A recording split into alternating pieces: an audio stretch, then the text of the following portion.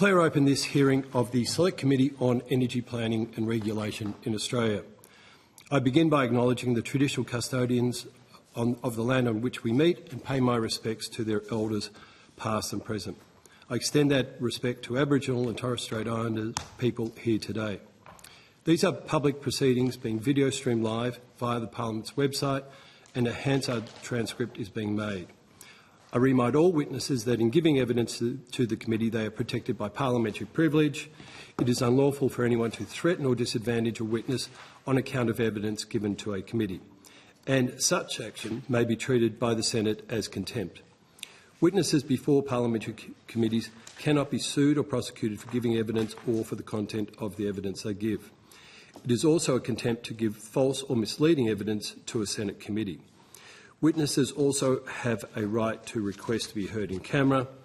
If a witness objects to answering a question, they should state the ground upon which the objection is made, and the committee will determine whether it will insist on an answer or not, having regard to the ground which is claimed.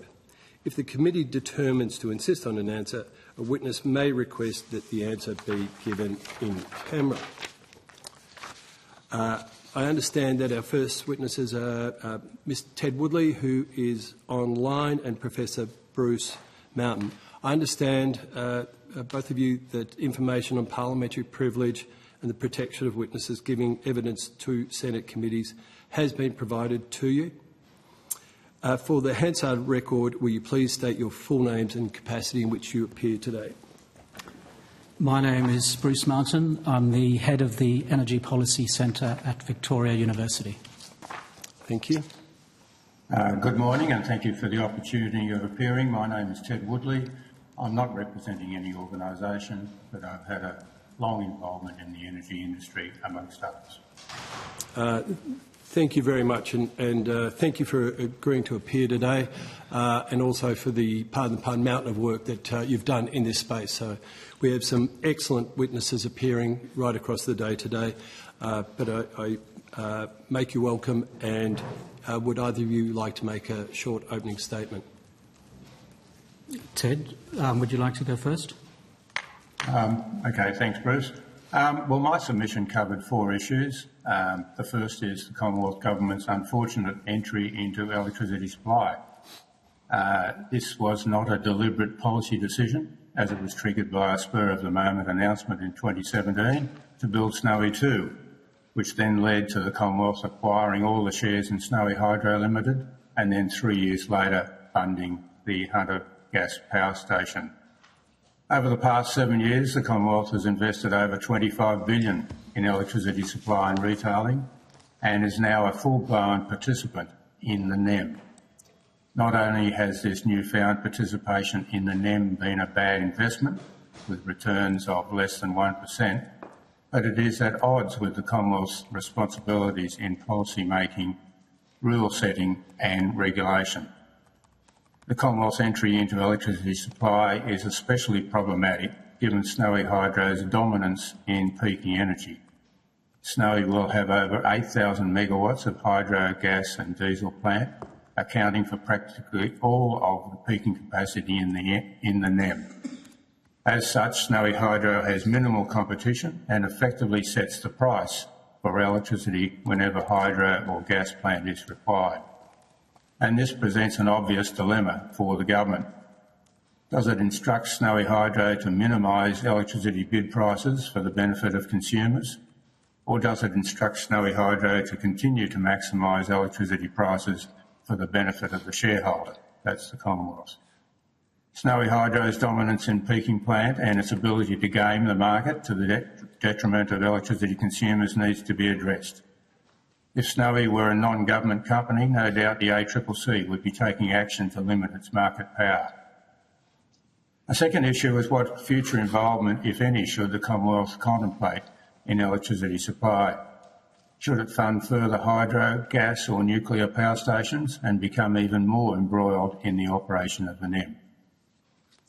My second issue covers Snowy Hydro and its 2 major projects, documenting their checkered history and the Commonwealth's obvious lack of expertise with major electricity projects and its inexplicable failure to seek independent expert advice especially in light of Snowy Hydro's abysmal estimates and performance.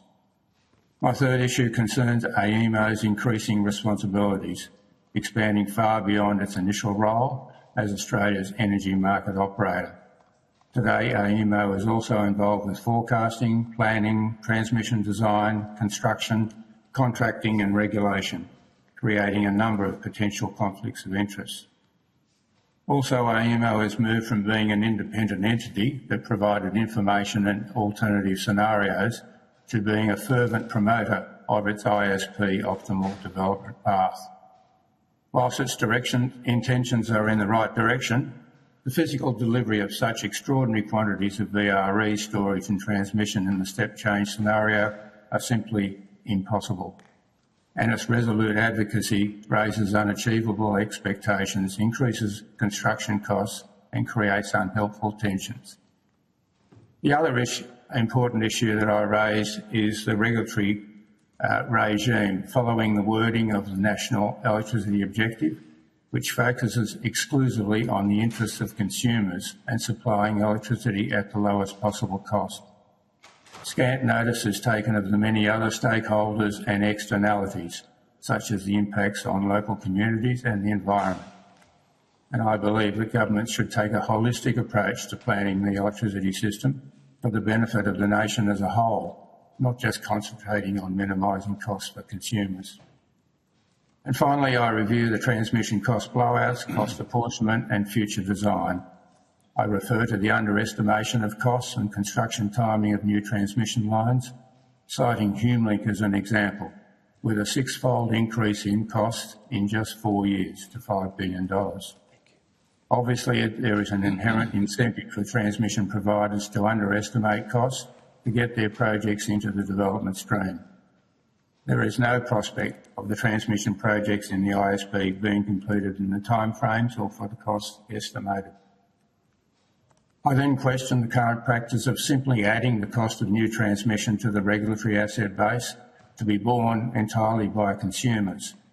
For example, HumeLink alone will increase New South Wales transmission tariffs by more than 50%. The proposed generators ought to be paying their fair share of the cost of transmission so that the most economically efficient locations are chosen. I then comment on the dodgy cost-benefit analysis that are justifying new projects and conclude with a lack of genuine consideration of new technologies for the transmission system of the future, with no consideration of undergrounding or DC. Thank you. Thank you, Mr Woodley, and thank you for your submission. Professor Mountain, shall I make a statement? Thank you, Chairman, for the opportunity to be here. I'm very pleased to have an opportunity to argue the issues that I've written about. Very briefly, firstly, I do not think the oversight of the industry through the Australian Energy Regulator, the Australian Energy Markets Commission, or AEMO is working effectively. I think the underlying root problem of that is the governance arrangements are not adequate. I'd love to have spent more time on that, but my time has been limited in putting my thoughts together, and even more so the time that your committee has available to it.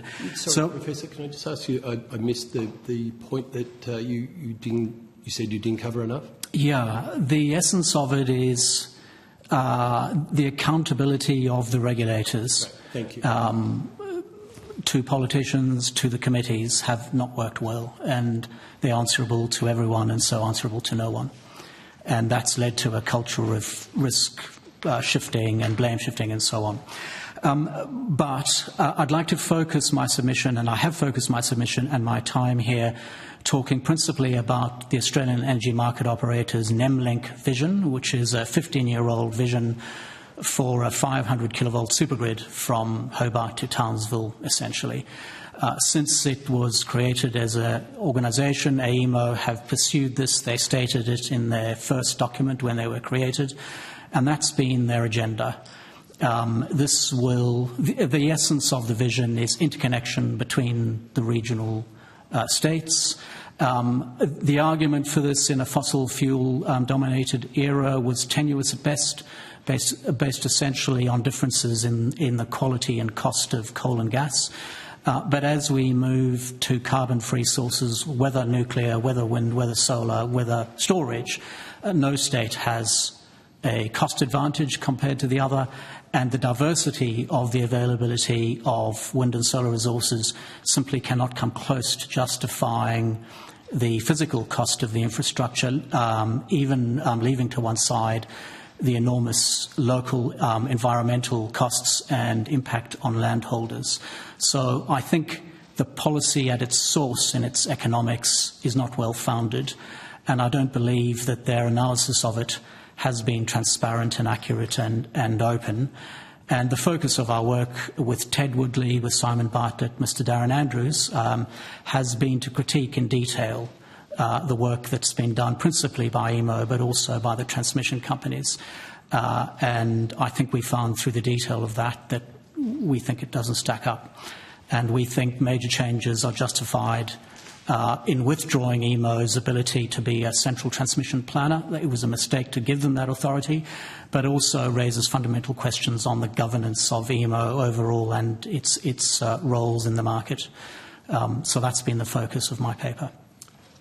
Excellent, and of many other papers prior to that, which you very conveniently, thank you, linked to in your submission.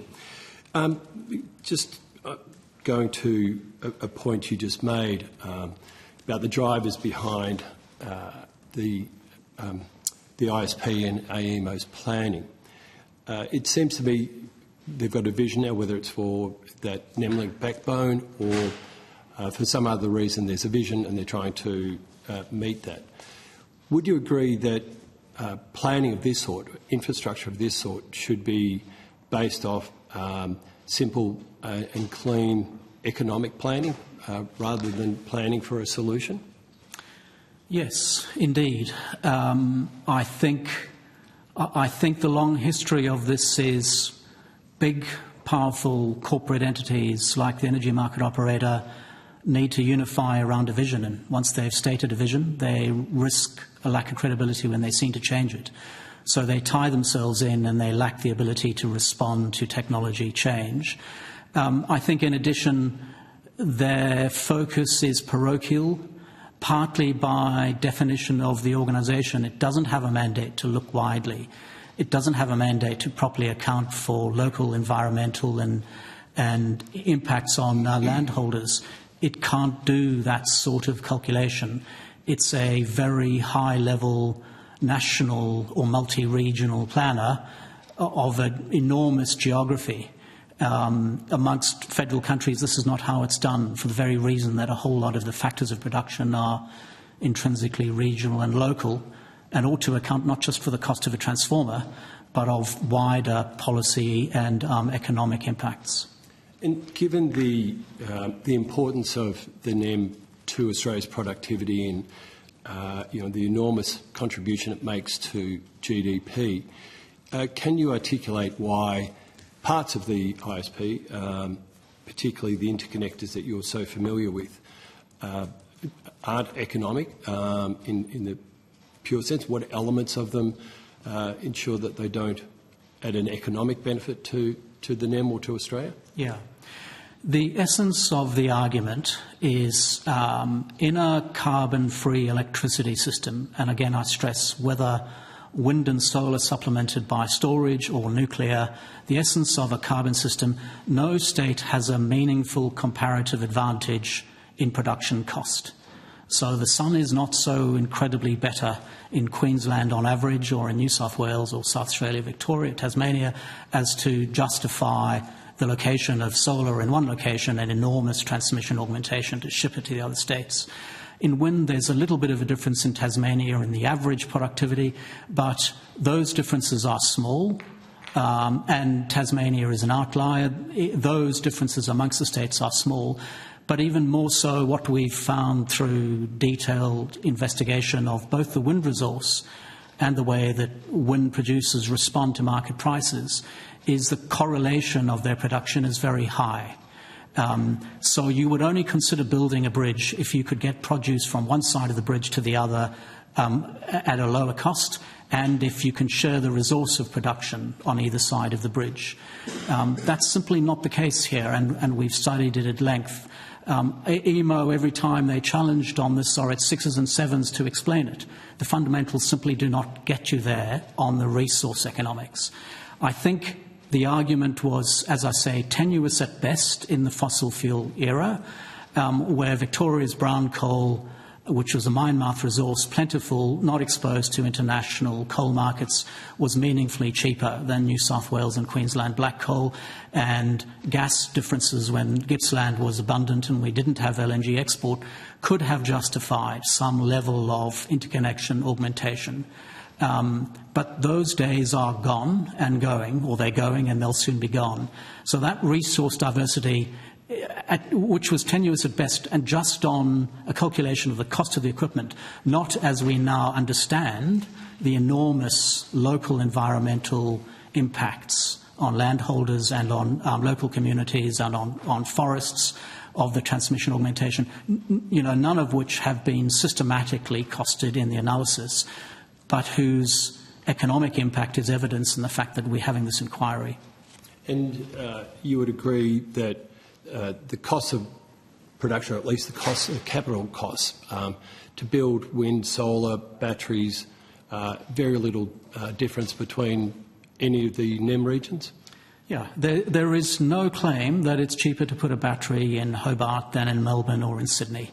And no state has a pumped hydro or other storage advantage. That may change in the future, who knows? And if new information comes to light, it's important that policy changes and the institutions are actually going to respond to that new information. But there's no evidence at all that that's the case.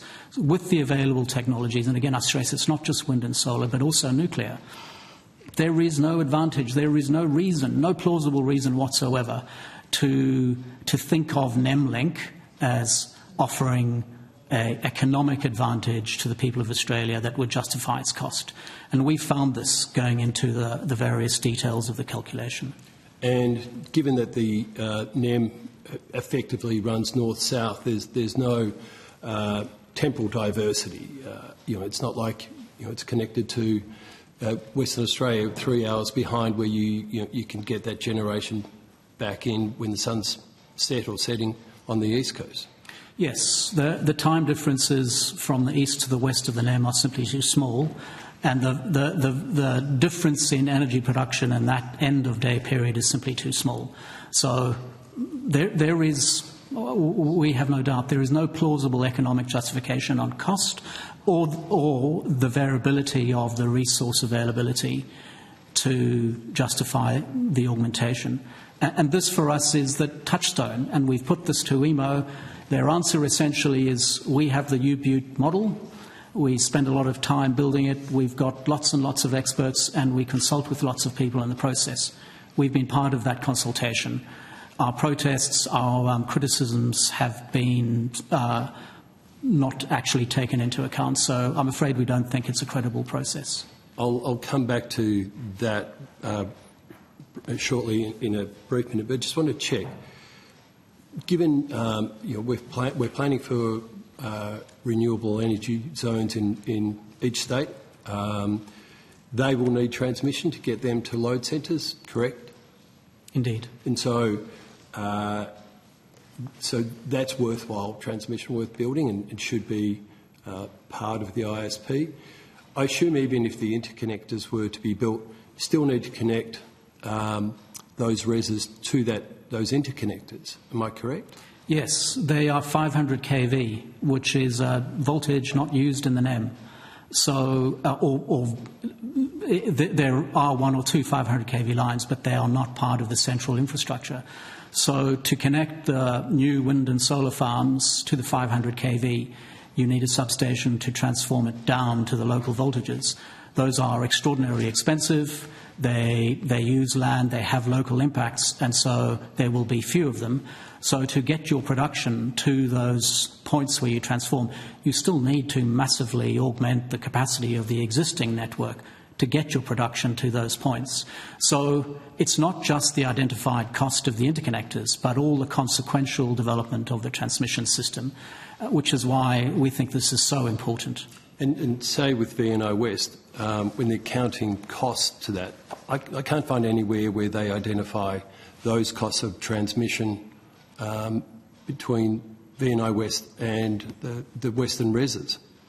Yes, EMO have said on record several times that there will be no further augmentation after VNO West. We've scrutinised that. That's simply not the case. There'll have to be substantial Victorian transmission upgrades of the 220 kV networks to get production to the 500 kV substations that they intend, just for Victoria to access the limited capability of the new interconnector. And if transmission is important for the economic supply of electricity, don't we have a great deal of transmission already down in Gippsland coming up to Melbourne or in that region? Yes. We have said the regional transfer capability from the Valley to Melbourne is the strongest set of transmission lines in the Southern Hemisphere. It has enormous transfer capability. Plenty of spare capability now because it was built for expectation that there would be much more brown coal. That brown coal is closing. There is plenty of spare capacity there such that relatively smaller augmentations of transmission capability will be needed in Gippsland in order to massively improve production unconstrained to the Melbourne node. And so I assume there are only marginal differences in wind and solar resource in that area. Plus you don't have to pay for new transmission. Why then does the ISP only have about 10% of the amount of generation in the Gippsland res as it does in, say, Murray?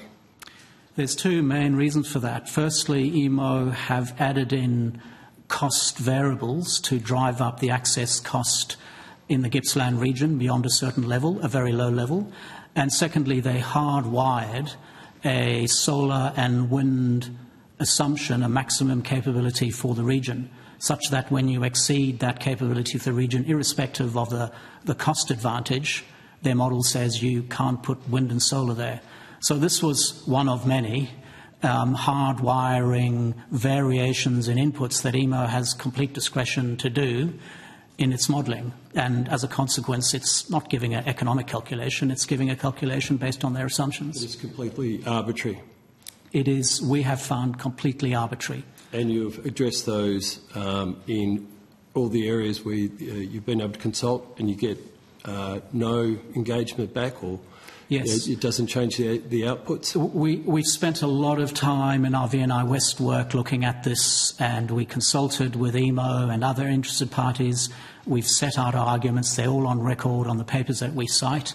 EMO has not provided counter evidence to the contrary to justify that, and neither has the Victorian government. Our claims stand. So just one last question. Would you, in your opinion, do you think AEMO are transparent and accountable? No, I don't think they are at all. EMO has been given an actionable ISP which make them accountable essentially to themselves. The AER can dot the I's and cross the T's on what the transmission companies think will be the cost of the approved program. But EMO has an absolute authority, and the rules have intended that. That's by explicit intention. Not, I should stress, not the recommendation of the Finkel Review. That was not what Alan Finkel's review had said ought to happen. So the only effective policy governance that one might have of EMO is hoping that through government's involvement on EMO's board, it can have some sway. But the governance processes for that are highly imperfect. And so a decision of substantial public policy content has no proper forum for policy accountability. Thank you, Professor. I would like to we'll give you many more questions, but I better share the call. Senator Canavan. Look, thank you, Chair. I might just start, and Professor Mounson, it was a great submission, so thank you very much for that. And I'll just go over this, some of this transmission planning stuff as well. Your submission outlines quite fascinatingly that the case for VNI West, I think you've alluded to this, the case for that when AEMO first proposed it was to export brown coal to New South Wales and Queensland. Is that right? Yeah, the essence of the benefits that they showed, the largest portion of the benefits were increased exports of brown coal to 2075 and putting off wind generation investment in Victoria. Right.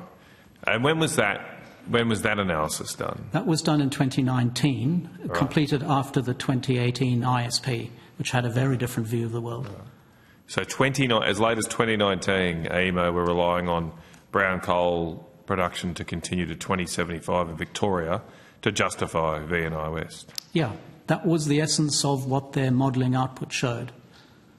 Now, obviously, they have a different view of the world, as you said. They don't believe, I don't think, that brown coal production is continuing to the 2070s. How do they justify VNI West now?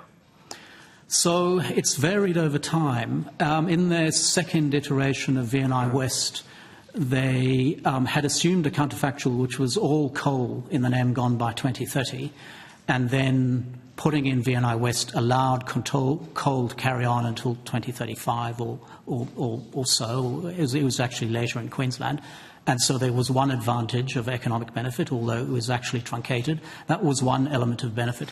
The main benefit they claimed for Victoria was that if you built VNI West, you would avoid building more expensive pumped hydro in Victoria at an unknown location, because you could then build battery storage, cheaper than pumped hydro, they say, in New South Wales.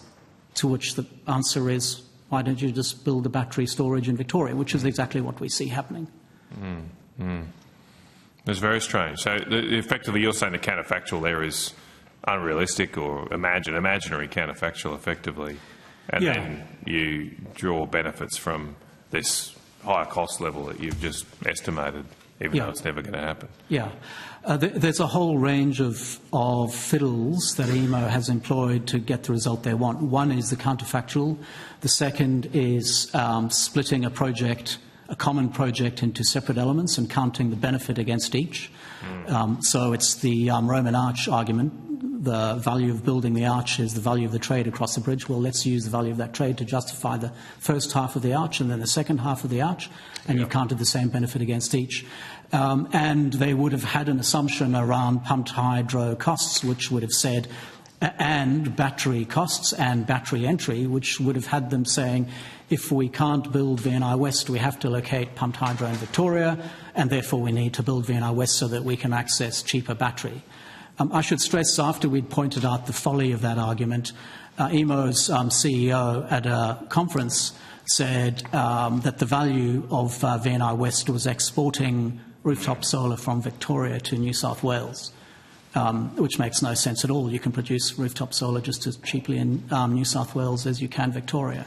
So there are various arguments at different levels of the organisation have changed quite, over a large range in time.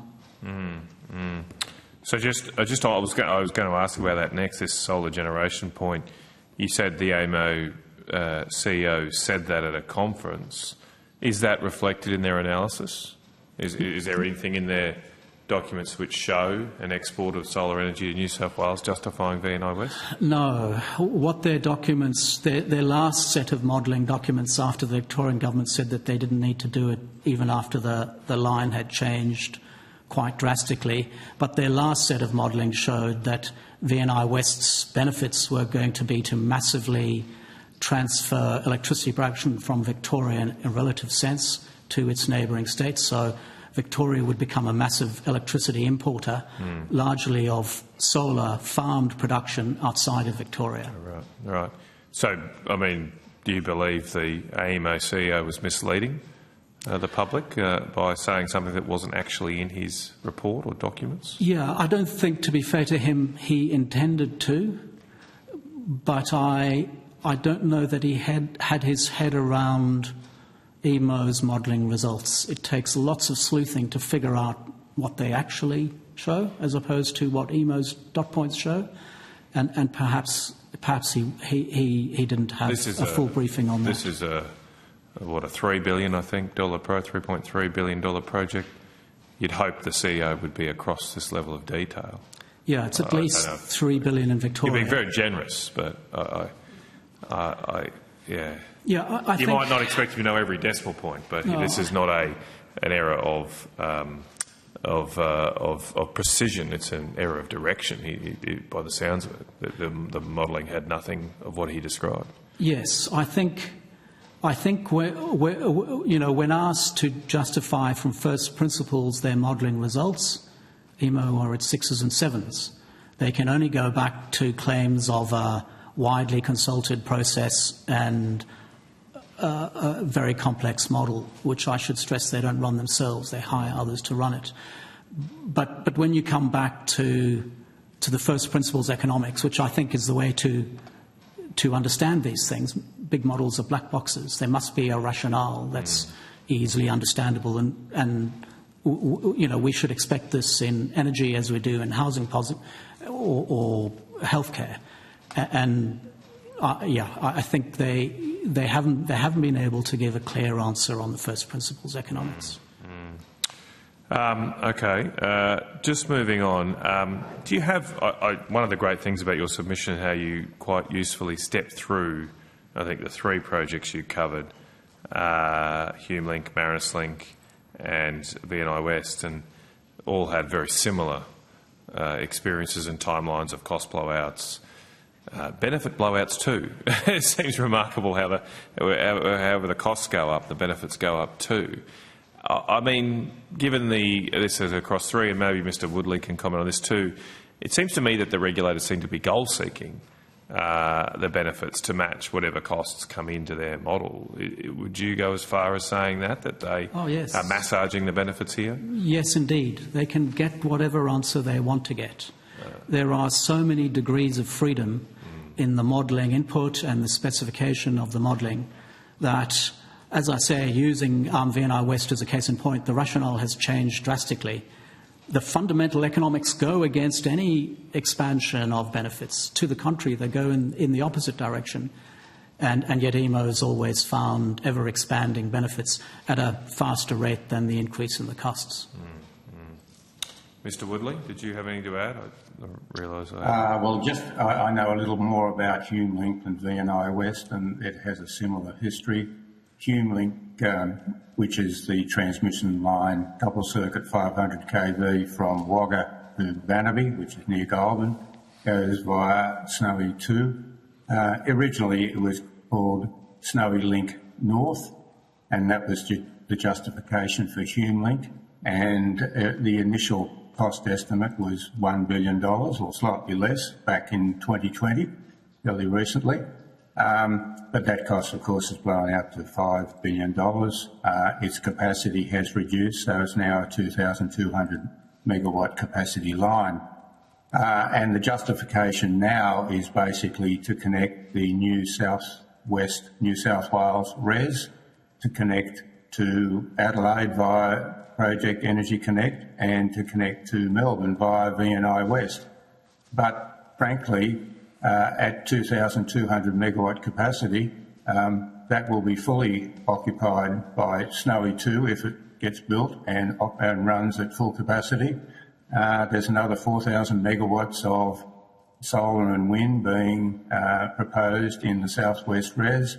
There's 1,900 megawatts coming up from Victoria, and there's 800 megawatts coming from Adelaide. So the project, if it is to serve all those purposes, is now undersized. And the other issue too is that it only gets the power to Bannaby. You need Sydney Ring South, another $1.5–2 billion to connect it to Sydney. So the overall planning rationale for these lines has changed dramatically in just a few years, And whichever way you look at it, it's almost impossible to justify these projects on a true cost-benefit analysis. Just moving to HumeLink then, and I might start with you, Mr Woodley, but Mr Mountain might want to add too. I mean, to what extent do you think this project has been persisted with, despite the cost blowouts, because of the Snowy 2.0 project? Obviously, there's been a fair politicisation of that, and it's got a lot of promotion. And so, from my understanding, is that without HumeLink, Snowy 2.0 is just a couple of big bodies of water, basically. Do you think that's had an influence on the fantastic efforts to make this project stack up through a cost-benefit study? Yeah, well, as I said, the original name of the line was Snowy Link North. By the way, Snowy Link South was V&I West. But yes, Snowy 2 is effectively stranded without a connection to the grid. It can export about 600 megawatts through existing lines, but it has a capacity of 2,200 megawatts. So without HumeLink, Snowy 2 is stranded. So that is the main driver, or the original main driver for this transmission line. And one of the unfortunate aspects of this whole Snowy 2 project is that the cost of transmission has never been included in the project cost. The project cost has always been referred to as the cost of building the plant. But the plant, as I say, is stranded without transmission. So the total project cost of Snowy 2, in my estimate now, is upwards of $25 billion. Mr Mountain, did you want to add anything to that? Or? No, I think that's quite right. What Snowy 2 did for Remo is it allowed them to thump on the table even more strongly than MLink Vision, because suddenly there was a stated reason for the 500 kV augmentations, and hence the naming of Snowy Link North and South. When they found that certainly Snowy Link South meant nothing for Remo's, they changed the name. But I think there is in addition an important issue here. When the Commonwealth purchased New South Wales' share in Snowy Hydro, part of the deal was that the New South Wales government would not come knocking on either Snowy Hydro or the Commonwealth's door for the increase in the cost of HumeLink, which at the time of the agreement was less than $1 billion. So I think the New South Wales government, has been somewhat badly burned by a combination of EMO and Transgrid for their wishful thinking on the costs of the transmission. I mean, just looking at this overall now, we're effectively getting a 2.2 gigawatt battery for the cost of $25 billion. I mean, how does that compare to possible alternatives? Obviously, a coal or nuclear plant of that size wouldn't get anywhere near that cost. What about a battery, or just batteries? I mean, this is a battery, so what if we just built batteries? Has anyone done that comparison? Yeah, the storage calculation, both the volume of storage and the nature, is a complex one, and there's a wide range of views. Storage is expensive, and so economically you want to use it frequently. A battery has a huge advantage over pumped hydro because the round-trip loss is so much lower and it's much more flexible. I don't think the appropriate calculation is $25 billion on Snowy 2 versus another storage. I think the appropriate calculation is to say what is the carbon cost of that storage across other carbon costs across the economy. And what we found in our studies is once the variable power as a proportion of your total reaches extraordinarily high levels, with the existing technology cost, whether battery or pumped hydro, it's simply not economically plausible to use those technologies to firm up the system. It would not be a sensible thing to do. So I don't think the question is a huge sum of money on Snowy 2 versus a huge amount of money on a bunch of batteries that would give you aggregate total storage capacity. I think the question is, why would we be building that anyway? There's been a systematic, policy and planning problem that we're trying to climb a mountain before we're climbing the foothills. These are relatively distant problems for us to solve. We oughtn't to be solving them now. And I think we've got to this through Commonwealth policy failure, previous governments, but also through the Australian Energy Market Operator, who's sat on the sidelines clapping this particular policy suite instead of pointing to the huge economic costs of it. Right. I would like to drill down on that answer, but Mr. Woodley, would you like to answer that? Would there have been cheaper alternatives to $25 billion? And I was going to ask you as well, just taking a submission, do you think Snowy 2.0 should be scrapped then?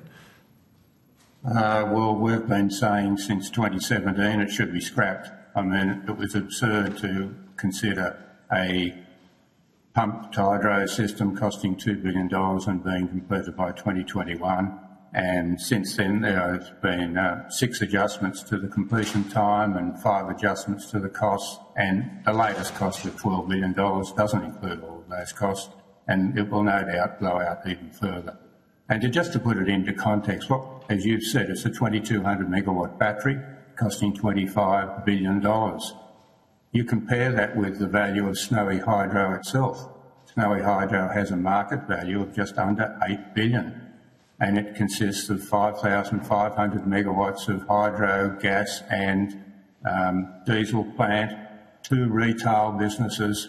So you're talking about Snowy 2 costing 2 or 3 times more than the value of Snowy Hydro itself, which is clearly far more valuable than a 2,200 megawatt Where's battery. that $8 billion from? Is that from the equity stakes the government? That was the value put on Snowy Hydro when the Commonwealth bought the shares from the New South Wales and Victorian governments. Yeah, that's pretty. And some people would argue that was probably an inflated figure. That's one and follow-up. Was an inflated figure, and New South Wales and Victoria came off very well. Okay. Because when you look at it, the dividends from Snowy Hydro at present are now down at around $80 million, which is a return on substantially less than 1% on that $8 billion valuation. So it's an extremely poor investment by the Commonwealth Government. $8 billion seems like if $80 million is that their earnings or is that the dividend? No, 84 million was the dividend last year. Oh, okay, so wasn't there EBIT or EBITDA or anything like that? No. Yeah, okay, still. All right. Just one follow-up. Sorry, Chair, to Mr. Mountain, if I could. You mentioned there that you don't think the batteries or pumped hydro could firm up the system, and also that we should only be mounting the foothills. So what do you think should firm up the system right now? And are you suggesting that we shouldn't be as ambitious in either reducing carbon emissions or trying to change technologies as quickly as we are in the ISP? I think our various studies have shown that battery-backed solar on rooftops is the cheapest reasonably firm storage package that you have. Quite what the future mix of generation of a power system will be is going to evolve over time as we understand better technology costs and social costs. As the technologies stand now, a fully decarbonised, variable resource-only electricity system with existing storage technologies is not economically feasible. It would be a mistake to imagine you can do that now with the available technologies. You would need an enormous decline in the cost of storage to justify that across the economy as a plausible policy. But we can go a long way en route to that, getting cleaner supply, expanding production by using the available technologies that are viable now. And as I say, amongst and firmed is a relative term that has many different meanings, but reasonably firmed production, making use of factory roofs, is one of the cheapest policies that brings benefits not just to building owners but also to the wider community. And I think we should be thinking of policy in those terms and be open and receptive to big changes in the future once we actually understand them better. Okay. Thanks, Chair. Thank you. Thank you. Senator Grogan, you have the call. Thank you, Chair. Professor Mountain, I might just ask you a quick follow-up.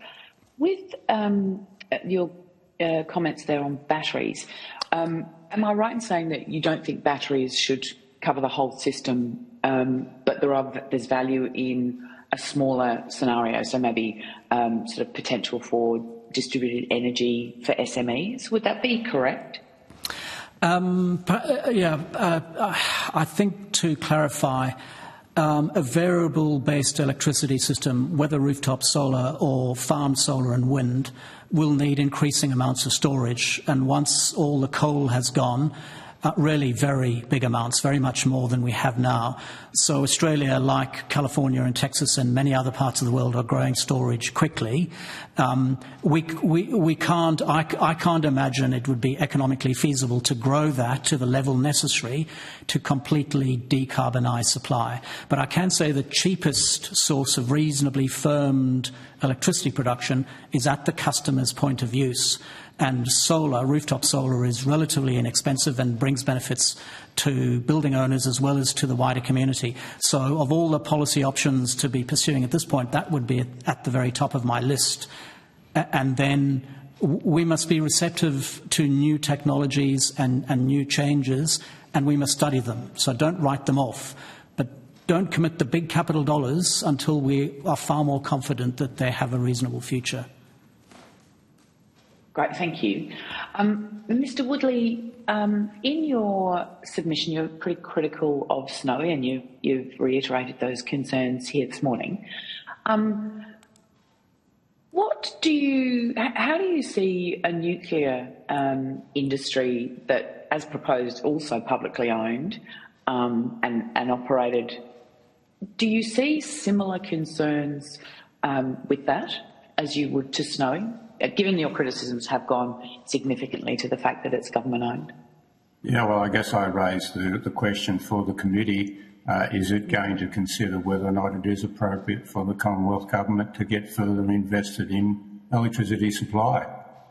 It's heavily involved, being the owner of the fourth largest participant in the NEM at present. There is talk of Snowy 3.0 and Snowy 4.0, and obviously talk of, in the future, of nuclear power stations. Personally, I don't see any role for nuclear for some time, but that's another issue. But the question is, should the Commonwealth Government itself invest in electricity supply? And so, if that was to be the case, and there was a government-owned nuclear system, what would be the impacts on the market? You say Snowy is a quarter or whatever. What would be the impact on the market if that was to come in, and what would be the impact on consumers? What I said was Snowy is one of four major entities in electricity supply and retailing.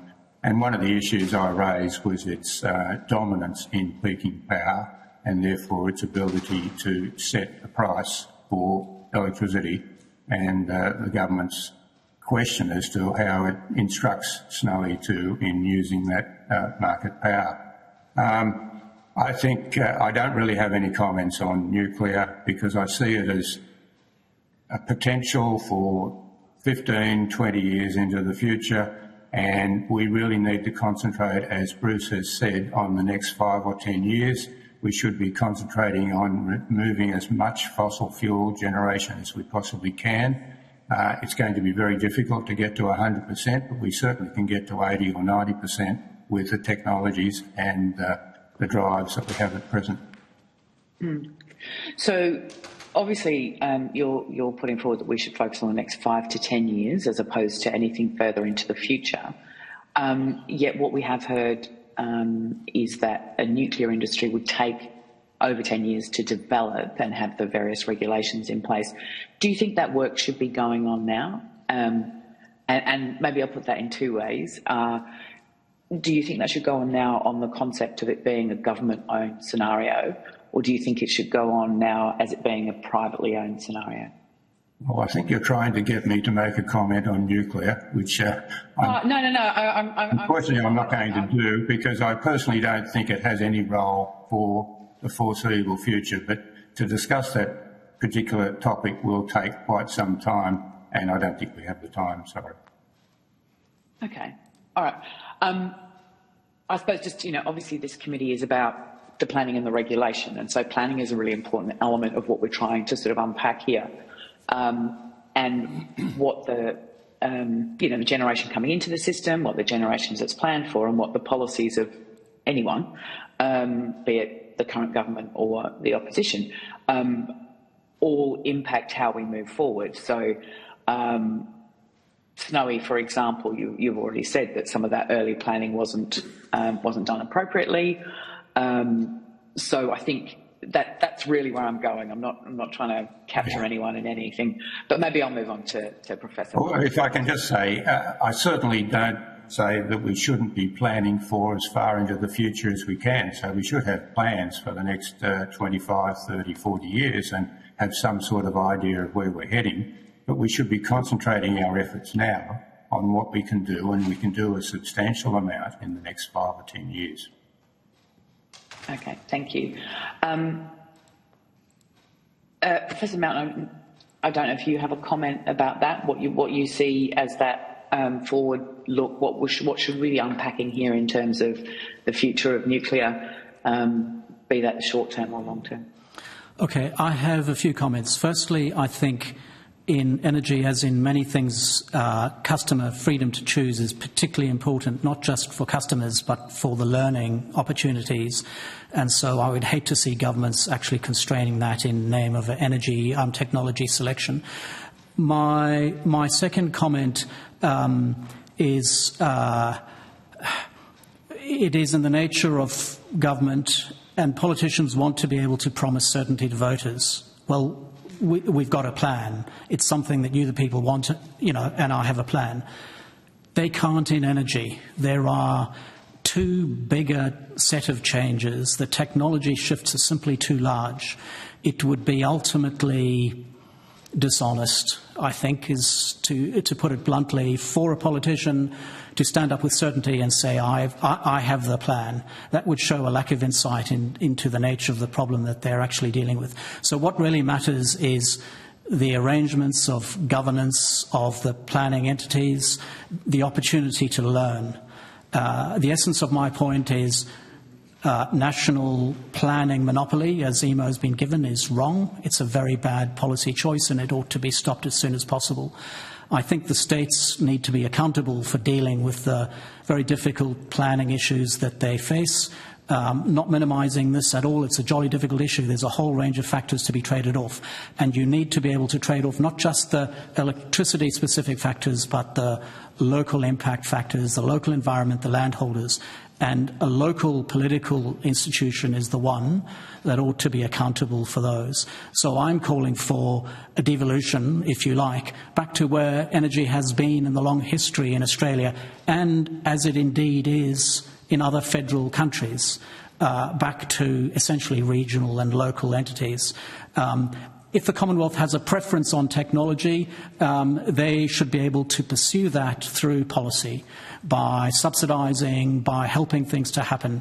I would shudder at a future in which our Commonwealth government becomes an even bigger electricity market participant, than it is now. I don't think it's owned Snowy hydro anywhere near as effectively as the states did over its long history. Okay, so in that sort of scenario for a more localised approach, do you have any proposals in terms of how you might encourage solar battery scenarios on households or small business? Yes, and coming up with solutions to the transition challenge has been a focus of our work, and we recently published a business power policy proposal which was essentially Commonwealth support, perhaps, and all state government support to grow battery-backed solar on business premises roofs. I don't think I've written a paper in which I've heard more resoundingly from others, this is a no-brainer, why is it not being done? It's a commercially gainful proposition for the individual companies as well as for the community at large, and I think is at the top of my policy preference list. It would encourage the innovation and enterprise and choice that I think is essential, and will leverage private dollars, not anywhere near the Commonwealth dollars, will be needed for that to grow new supply compared to any other choice that we can see. Thank you. I wonder if you would submit that paper to the committee? Yes, I will do. Great. Thank you so much. Really appreciate your time. Thank you, Chair. Thank you very much. Professor Mountain, you've been quite critical of the planning process and the method it takes to get there, you know, trying to find an optimal development path based on least cost, trading off market benefits. In your view, is that a sound way to plan a system? No, I don't think cost-benefit analysis in electricity or, frankly, in any other part of the economy is a useful analytical construct. It reached its zenith in Britain in the 1960s, and we can't find any evidence of a similar doctrinaire cost-benefit analysis as it's been worked up to in this grand edifice in Australia elsewhere, simply because defining costs is nigh on impossible, defining benefits is nigh on impossible. Electricity entity necessarily has a relatively narrow focus on electricity-specific factors, but a whole lot of what is called social cost is economic. We're just calling it social. Its impact on landholders, on owners of land, on forests and so on, those are very real across-economy economic impacts. And a cost-benefit analysis can't grapple with those because they're indeterminate and they vary across such a wide range. So this tool, which has gained elevation through a political desire for certainty, which has responded to a public desire for certainty, is not well-founded. It was inappropriate of politicians who have promised this certainty, and it's inappropriate of knowledgeable economists and engineers and leaders of these institutions to have answered to politicians that they can provide it. They simply can't. They can construct an edifice, and then, having built it, they will then justify it's the best thing since sliced toast, and they've consulted everyone in it, and it really is robust. But one little pull and it's going to fall apart again and again. This is the nature of our challenge. And so we need to develop institutions of government that can respond to this and can arrive at different solutions that properly account for all the wide economy-wide factors. And those mean devolution to levels of government that can properly understand that. And those faults in that use of analysis in the ISP magnifies the problem, doesn't it? In that the ISP, well, it says it should be planning for generation, transmission and storage. You know, all of the CDPs that it puts forward to be tested against a cost-benefit analysis, those CDPs only contain transmission projects. Am I right? Yeah, indeed. All of the actionable projects that EMO has put forward so far have been transmission projects. EMO itself, and this is in the very nature of it, is on a bit of a cleft stick. It can't, it has difficulty putting forward a generation or storage solution because this is in the contestable element of the market. So even though a storage solution is often the best solution to augment transmission capability, EMO doesn't really have the mandate or the vires to be putting that forward, which is, and I'm not by any manner of means arguing that EMO should be given it. Rather, it points to the fallacy of the system of administration that creates a so-called plan in this fashion. And while it could plan for, and it is planning for, you know, generations, you know, planning for reses, and you know, it's not saying who should and what technology should go in there, but it's planning for those. And you know, you'll see in their outlook papers, you know, there's huge amounts of generation that's been publicly announced. Is I think the bar they have to get over. But it still doesn't seem to be this whole of system planning. No, indeed. EMO has actionable transmission, market entry, freedom to enter and leave, governs electricity production and storage. The gist of the drumbeat on the successive ISPs has been EMO saying this is the optimal plan. Why is it not being developed? Well, government needs to get this going even more quickly, and the market needs to get it going even more quickly. This is the optimal plan, after all. Instead of reflecting on the fact that this optimal plan that we think is optimal, the information being revealed is actually there's huge difficulty with it for a whole range of reasons, and the market isn't responding. Well, maybe that tells us that our plan is wrong. And to talk that through, in the states, I have, each state has a transmission network service provider as a monopoly. Could some of these problems be fixed, and would we get an actual efficient, economically beneficial plan if there was contestability in these transmission projects, if they are the right projects to go ahead with? Yeah, I think there's enormous scope to increase the possibility of competition in the provision of transmission as well as in its planning. And in Victoria, there's a wind developer who is putting on the table the proposition that they will develop the transmission line.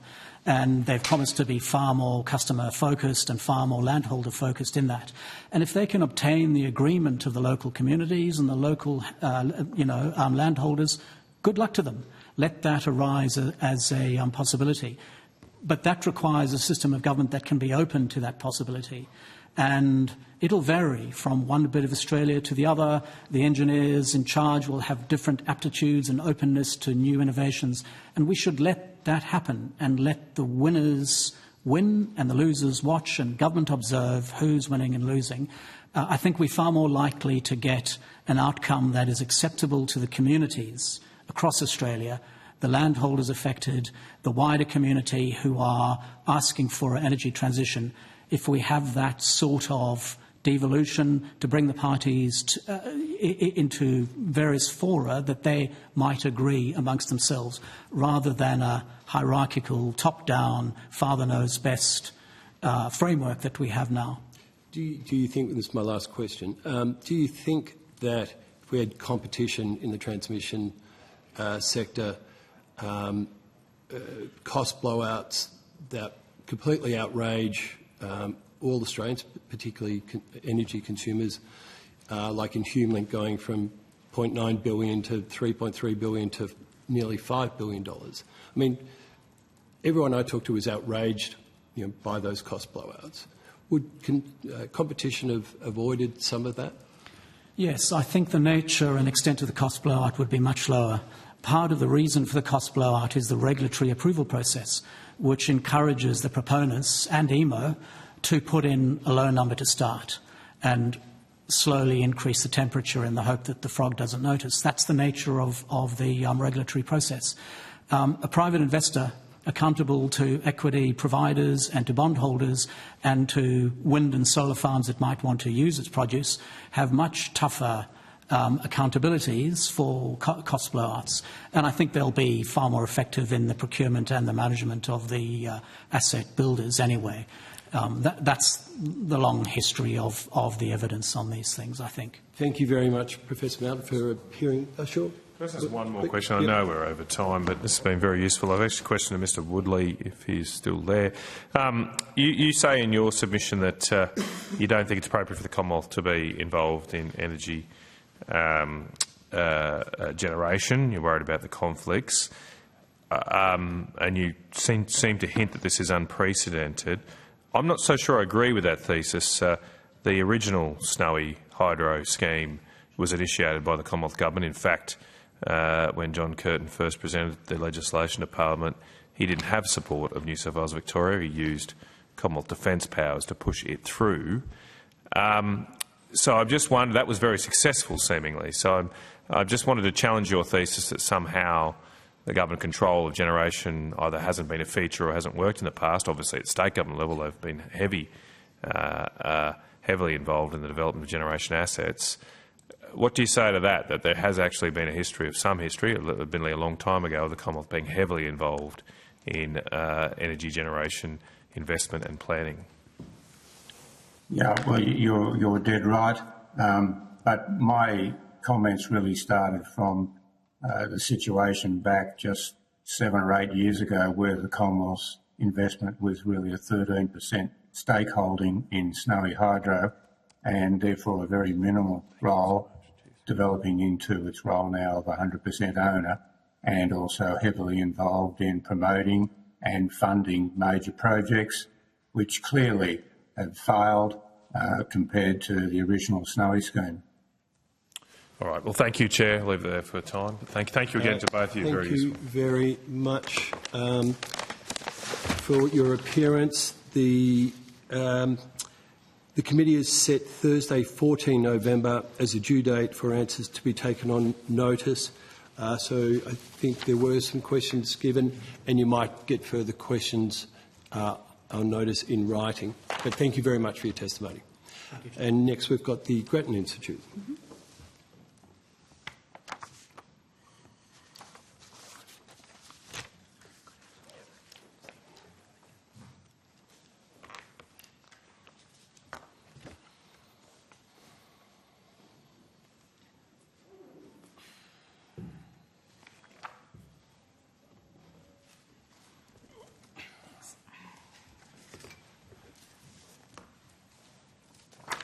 I now welcome the Grattan Institute, and I understand that information on parliamentary privilege and the protection of witnesses giving evidence to Senate committees has been provided to you. Thank you, yes.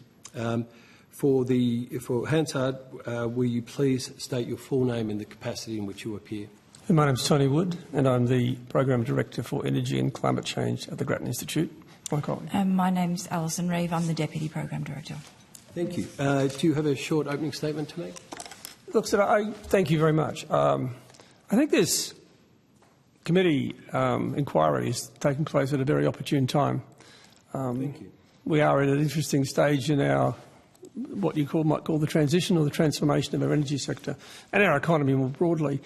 And where we are now in late 2024 is that whilst emissions have been coming down very significantly since 2005, and the last 3 or 4 years they've stalled somewhat. We have seen, fortunately, some improvement in electricity prices, and broadly speaking, compared with some of the disruption we had a couple of years ago, reliability has been pretty good. But as we've looked at this and looking forward, we see some challenges and we've got some concerns. Part of it is associated with the fact that as a result of, I think, governments generally becoming less and less confident with the operation of the market, they've intervened more and more. And that now has consequences, and we're grappling with those, I think. Our view was, look, we're now in a situation where it's pretty demonstrably the case that unpicking all that and trying to fix it on the run is just too hard. The Energy Security Board largely did not affect very much, really. And so our recommendations in a report we published earlier this year was that maybe now's the best time to let's let that play out, deal with what we have to do. There will be issues, and we've seen some of them even this calendar year.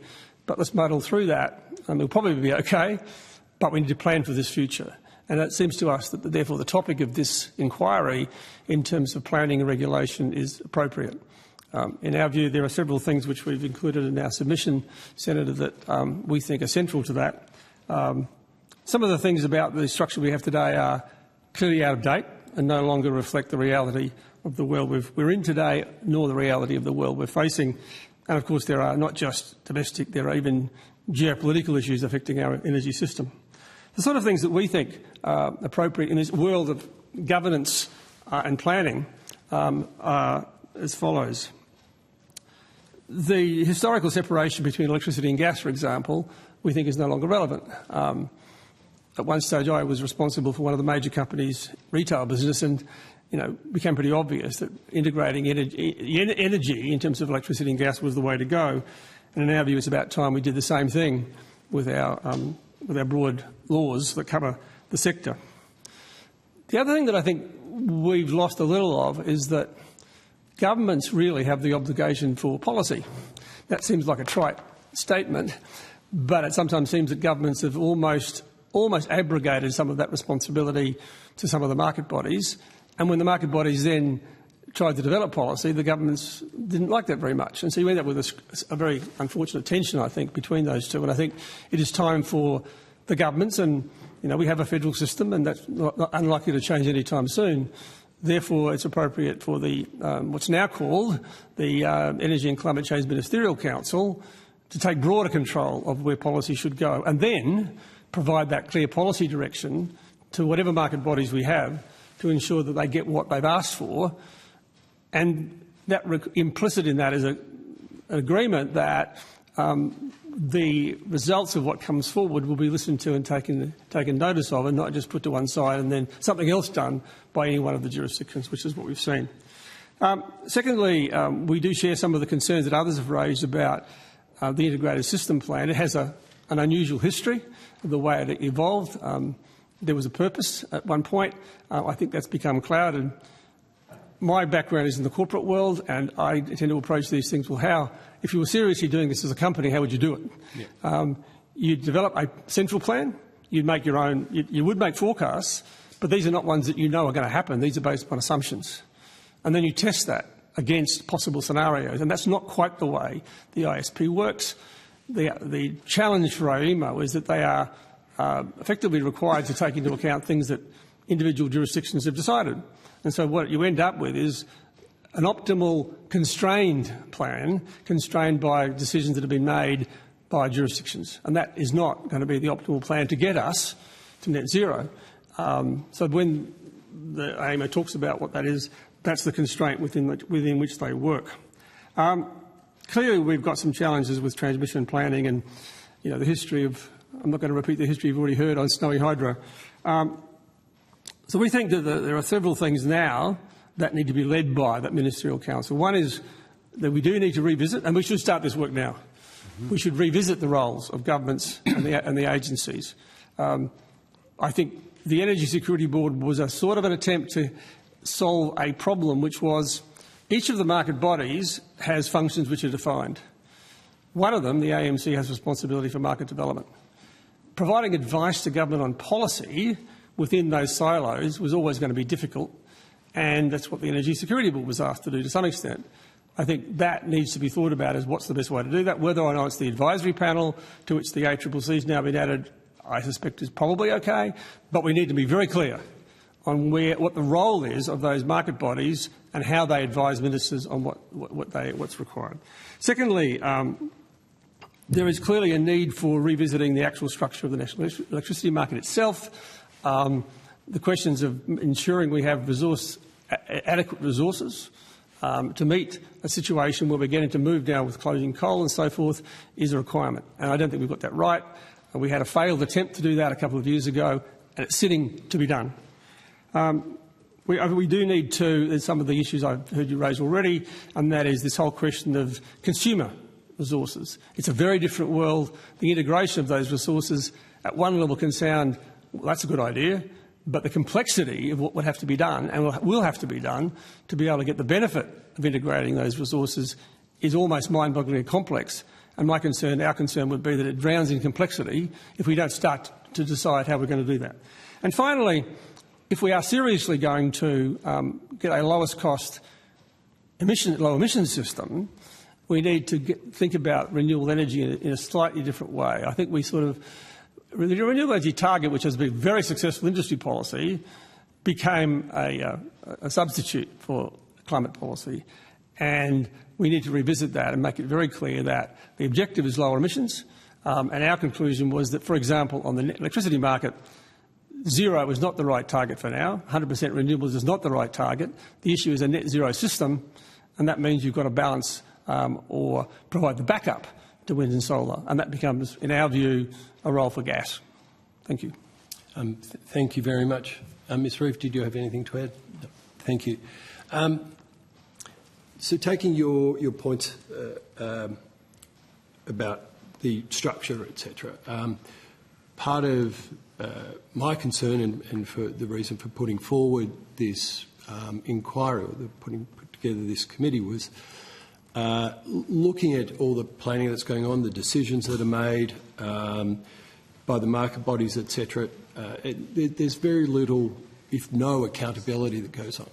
I can get AER in front of me in Senate estimates, and I will next week. That brings a level of accountability. But given the complexity and the lack of accountability to energy ministers, but therefore accountability to none, and certainly no democratic accountability other than through AER. Do you think there's another structure that could embed accountability into how we've structured our energy sector? Look, I think there is always an alternative which I'm not attracted to, and that is nationalisation. I think the evidence is... I don't think anyone's suggesting that. No, I would not try and put words into your mouth, Senator. But I think what we've ended up doing, I think partly as a result of the concerns you've raised, is we've got this sort of partial renationalisation going on as we speak. So not just Snowy Hydro, which also has its own retail arm, or two retail arms, to be honest, but we've seen more recently the reinvention of the State Electricity Commission in Victoria, yet to do very much. In Queensland we have CleanCo, in New South Wales we have the role of EnergyCo, and I think they are making the waters very muddy indeed as to who's accountable for what. There's no doubt that there is, even if you take one simple example, that under the way the market, the AEMO has its planning role, that is intended to be scrutinised. Yep. That's where the first step is to make sure that the recommendations that are coming out of that process are heavily scrutinised to ensure that what is being claimed is accurate, and that's absolutely appropriate. And that should be done both by recognising AEMO has involvement in its governance structure from both the industry and from the governments. So it's an unusual one in that sense, that the opportunity to do that. In terms of its decision-making, and when, for example, if the AER then scrutinises a particular investment, transmission or distribution, and if those numbers end up blowing out, then the questions arises, well, who's going to be accountable for that? And I think that remains a challenge of planning for infrastructure more generally. I mean, there's not much major infrastructure in this country that's been delivered on time and on budget. So I think to think we're going to somehow or other get magical control on that would be very optimistic. I fear you're right. Given the largest part of the planning process in the ISP, it talks about or promotes transmission, and it's transmission that is economically rewarded through a regulated return on an asset base. Incredibly low risk, and as you are from a business background, any number of organisations, investors would come forward and put money into such a scheme, wouldn't they? Or you would expect. Do you see it as a failure, or that the need is just not seen by the investment community, and that's been signalled by the government having to come up with a rewiring the nation policy to incentivise more transmission? My simple answer is no. The history of investment in these regulated businesses is that the way you do that is to put in, there is a fundamental role for planning in the first place, because infrastructure being built just all over the place is not what anyone's suggesting, right? So there is a role for government to say, well, this is broadly what we need to achieve, and then you use some form of bidding process to provide the competitive tension to ensure that you get the lowest cost. And there's some good examples, I think, in what's been done most recently in New South Wales, where we're seeing the use of competitive bidding, looking as though it's helping to reduce costs below what they might otherwise have been. So that's one way to do this. There's no doubt that the whole concept of these regulated monopolies has sometimes been partly corrupted, I think. The regulatory capture has been common throughout our history. We've seen, even right now, we have an open case in the last 24 hours of one of the transmission companies, or gas transmission companies, wanting to open up its review of its pricing, because it's saying, we signed up for low risk, low return, and now we're being asked to take market risk in retrospect. So it creates that tension. I think the role of the government in having a planning body, as it does in most infrastructure, is absolutely appropriate. But making sure that where possible you introduce a real commercial tension into this is the right way to go. There's always going to be a limit to how far you can do with that. I think we've got some ways to go, because I think we're seeing the role of technology opening up some possibilities that maybe hadn't existed before.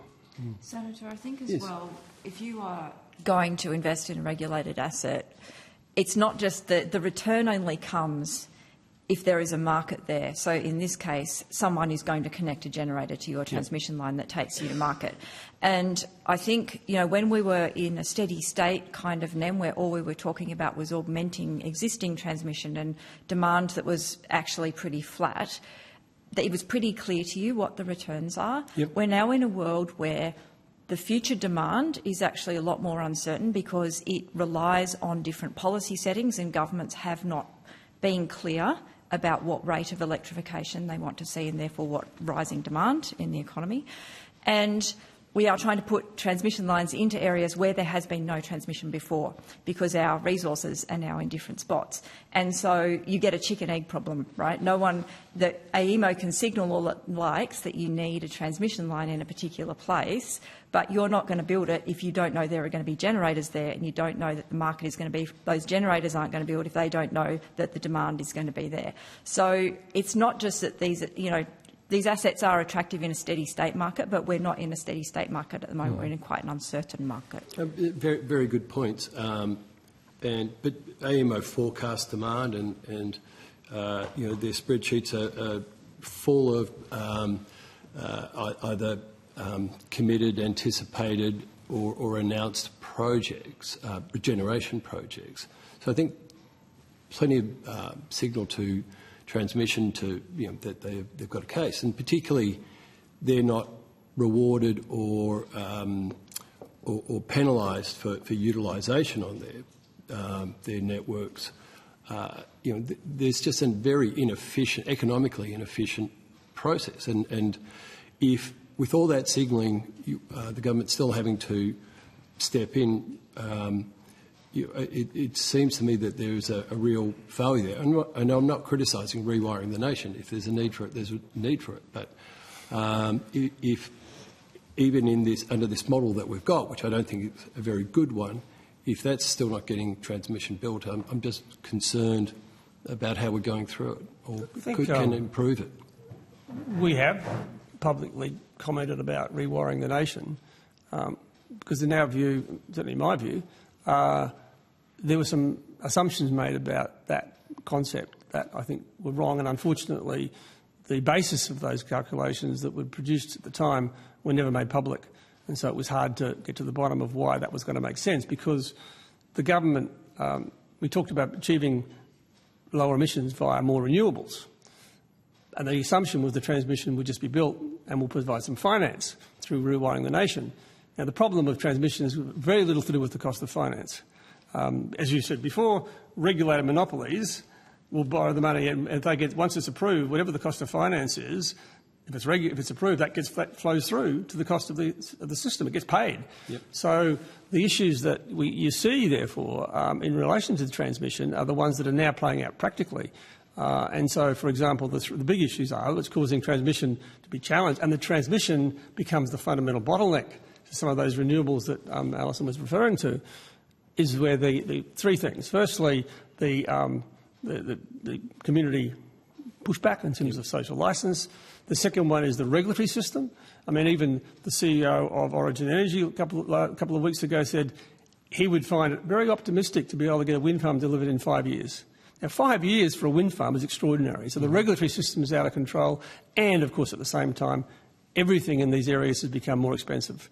And that's the nature of the infrastructure world we live in, and it's not just energy. So those things have meant that the rewiring the nation was always, in some ways, the wrong solution. The real solution is to create the arrangements in which transmission does get built and manage that much more effectively than we have. And is there do you know of any examples around the world of more economically based ways of funding or paying for transmission? You know, is there any market mechanism that could be replacing regulated asset bases? Look, fundamentally, the model that we followed, and we did follow other parts of the world in the disaggregation and the introduction of, from the Hillman Review, disaggregation and introduction of competition at two ends. I think what we are beginning to see, however, is some of that opening up a bit, not necessarily for the transmission. I think it's the harder bit. On the other hand, whilst we have major concerns that we share with this committee about some of the way some of this transmission has been handled, there's actually not very many of them that are critical if you're going to seriously think about how we're going to do this. And so the real issue is to get on top of the costs and get on top of the planning, rather than saying, well, are we going to try and invent a completely new system for transmission finance? I think that would be unlikely to deliver significant benefits over what we have today. Thank you, Ms Wood. I've got many more questions, but I'll share the call with my colleagues. Thanks, Chair, and thank you, Mr Wood, for being here. Can I just ask, do you think the plans, the government's plans for the energy transition are on track? I think my simple answer is no. Now, that doesn't mean that we should stop and go back to our source of origin and start all over again. The difficulty was always going to be, as it always is with these things, there are things which we know and don't know and can project, and some we can't. The really interesting question is, how do you then adjust your plans as it goes forward? So where we are now is that whilst broadly speaking, until about 2019-20, our emissions reduction were on target towards the current government's target of 43% by 2030. They're not. In the last 3 or 4 years, emissions have flatlined across the economy, not just in electricity, and that's going to take some work to get back on track again. We've put a lot of that focus on electricity, and yet it's now probably well under 30% of our emissions, and the other sectors have to do the hard lifting as well. And we've got, as you know, Senator, very few policies, if any, to address those. There are some, one of which was designed originally by a coalition government and has now been modified by the current government, the safeguard mechanism. That will have an impact. But electricity, the real issue with electricity is that renewables will continue for the reasons we know. The state policies will probably drive it, but it has to be brought on track. So I think the 82% renewables, in our view, would be almost out of reach, and of course that underpins to some extent the 43% emissions reduction target. And when that happens, is that a catastrophe? No, but it means we've got to think about where we're going as we think about future targets. If we were to achieve, we are currently, as you would know, 40% of our electricity coming from renewables across the country. If we were to get to 65, 70% by 2030, from where we were 20 years ago, that's a remarkable change. And we've done it, broadly speaking, with little negative impact on prices or on reliability. So that's quite an amazing outcome, and would compare favourably just about any other country, I would suggest. I mean, this raises the prospect then, or the issue you raise in your submission about perhaps, I think you say sort of stress testing the ISP or sensitivity analysis, in other words you use. My understanding from last week's evidence is that the ISP currently takes the government policy objectives as gospel, if you like, and drives the model to achieve, say, the 82% renewables and other goals. I take it from what you say on page 15 of your submission that you're suggesting that perhaps the ISP